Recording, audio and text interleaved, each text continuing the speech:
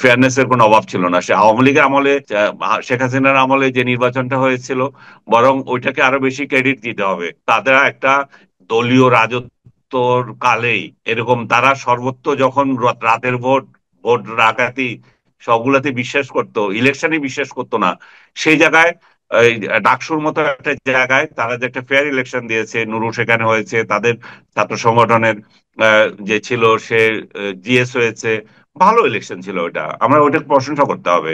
এবং সেটা দিন দিন আরো উন্নত হবে। এই ইলেকশনটাও ফেয়ার ইলেকশন হয়েছে। আমি যে বারবার বলতেছি একই কারণ, বিএনপির যে দুর্বৃত্তপনা তারা গ্রামে ছড়িয়ে দিয়েছে, গ্রামে গঞ্জে, এটার প্রতিফলন এখানে আসছে এবং এটার প্রতিফলন সামনে যাবে। তারা যদি তাদের নেতৃত্ব প্রক্রিয়া ঠিক না করতে পারে, তাদের নেতা আছে, তাদের হুম। নেতাদের কথা কেউ শোনে না, যে যেখানে যেভাবে পাচ্ছে রাহাজানি করছে। এটা যতদিন বিএনপি বন্ধ না করতে পারবে, তো তার সামনে তাদের জন্য আরো খারাপ অবস্থা তৈরি হচ্ছে। আপনি ধরেন আমি জামাতকে পছন্দ করছি না, আপনি হুম। যদি হুম। আমার 14 গোষ্ঠীকে অপমান করেন, আমাকে অপমান করেন, আমাকে হত্যা করতে চান, তো আমি কেন আপনাকে পছন্দ করব? আপনি মুক্তিযুদ্ধের সপক্ষের একটা দল, আপনি জামাত না, সেই জন্য কি আমি বিএনপি আপনাকে আপনাকে সমর্থন করব? এটা তো কোনো যুক্তি হতে পারে না। তো জামাতকে যে স্বাধীনতা বিরোধী রাজাকার বলে বলে আমরা দূরে ঠেলে দেব, জামাত সে দূরে থাকবে কিভাবে? কারণ আপনি তো তাকে কাছে আনতে আমাকে সহায়তা করছেন।